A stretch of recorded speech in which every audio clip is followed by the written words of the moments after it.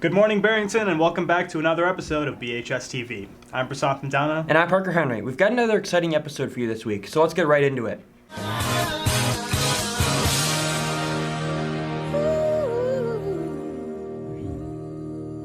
To kick things off today, let's hear a few stories from our fellow students at BHS. We greatly appreciate everyone who came in to share. Let's take a look.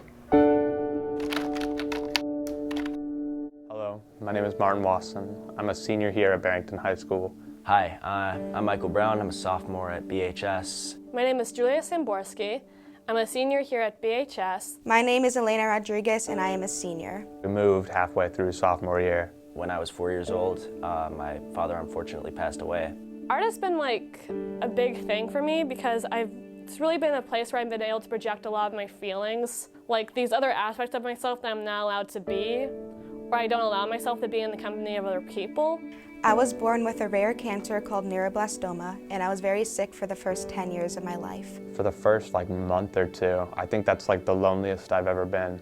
I didn't know him very well, but I knew that he was probably the best dad I could ask for. Very little memories I have of him. He was always very kind. He was always very loving. He wanted the best for me in everything I did. I remember sitting on his lap when he would drive the car and tell me I was driving, and I always thought that was really cool.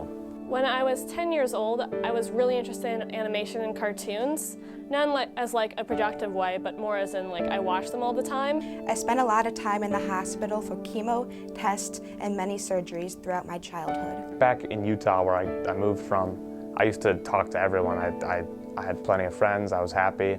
And then here, I couldn't get myself to talk to people. It was weird. My mom was devastated. She was very depressed for a very long time. I personally didn't know how to deal with it. It caused me a great deal of pain. I refused help from anyone because I didn't want people to think that I was weak. And then it culminated into me thinking, oh hey, I could be a cartoonist, an animator. I could make stuff that I'd actually want to watch, which led to me doing years of research on various productions. My cancer eventually led to a very rare autoimmune condition, causing my immune system to attack my brain. Eventually, someone invited me to try out technical theater, which is kind of like backstage crew. What it would be like to have my own dad and how my life would be different. Definitely a cause for a lot of anger I had. I was very violent for a while. As a child, I've gotten a lot of fights. In a way, it's a lot like acting, except I have to make acting through everything. It's not just character acting, but I have to figure out how the scenery works and the backgrounds and how this certain thing moves, and it just fills the world with so much life. I started having hundreds of seizures a day by the time I was 8. So I showed up one day, and I met Amy Jessup Tilford, who's now my boss, and someone I'm really close to. It does get better. One of the hardest things, but probably the most beneficial thing that's ever happened to me. Through all this time, I've been able to make friends who are interested in the same stuff that I am, which has been really amazing for me, because for a long time I've just kind of been wandering around like this little weirdo, just doing my stuff, and I love it a lot. My doctors performed 4 major brain surgeries to stop the seizures. The surgeries were successful, and while many tasks remain hard for me, I am extraordinarily lucky because the odds have been against me my whole life. I felt like I found a community right away. The people were just really welcoming.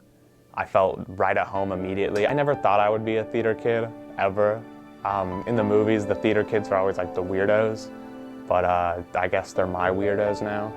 Because of the fact that I see the damage it does when you make reckless decisions. You're not just hurting yourself, you're hurting others. You've got to look on the bright side and see that you can't really change what's happened in the past. But it's been nice to know that if you're interested in something, there are often other people who are interested in it too. And if you do some things together, eventually you guys will just find each other. Now I'm healthy, but the feeling of being different is still with me as I grow older. I think in high school, the most important thing is to find your community. If you're growing, then that's the best thing that can come from a negative experience. You can't just take all the negatives from a negative experience and wallow in them, and you can't dwell on it, because when you dwell on things of that nature, it can only bring you to a worse place than you're in. But I have learned one thing. Everyone feels a little different, and it is okay to be who you truly are. Everyone is special, and everyone has a story.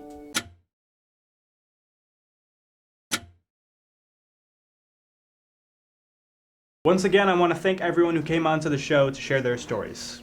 Remember that at BHS, everyone has a story to tell, so don't be so quick to judge. Next up, let's send it to Riley Trapp to give us an update on sports at BHS.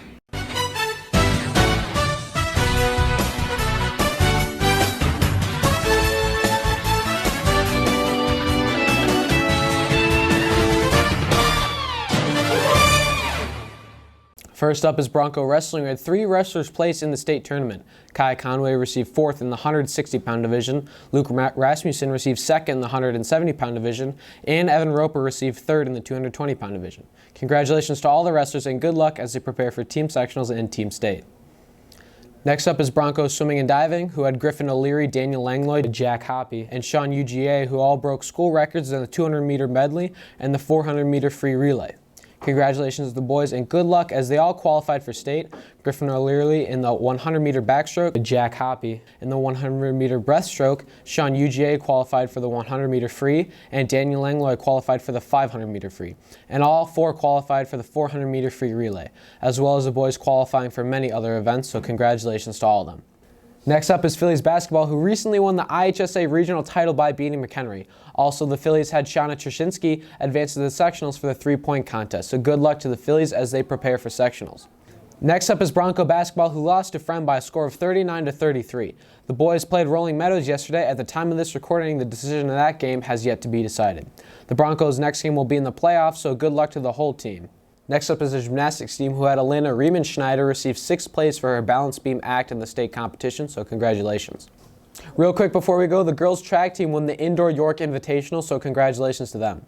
That's all we have for this week, BHS. As always, I'll see you next week, and back to the studio. Thank you so much, Riley. I'm so excited to see what's to come. And now let's send it over to Dee Dee Bruce's to get you in the know.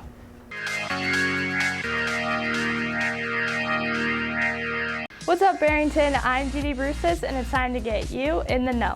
Hope Sin is a local nonprofit that raises money to help impoverished communities in Guatemala City, and they have a fundraiser coming up soon. The fundraiser is a fashion show that is taking place Sunday, March 8th from 1 to 4 p.m. at Avante Banquet Hall in Fox River Grove. You can buy tickets online or at the door, and if you want to get involved, visit their website, hopes.org, for more information. Today is push day for Dance Marathon. They're raising $2,000 in just one day. Come to meetheads from 5 to 9 or donate to a board member to support. You can also register on their website or click the link on their Instagram at BHS Dance Marathon. Are you interested in engineering? Attend a career check to visit UOP Honeywell on Monday, March 16th to tour their research facilities and talk with engineers about their careers. See Mrs. Marabella in Student Services for more information. Come get cozy at the high school this Friday with movie night.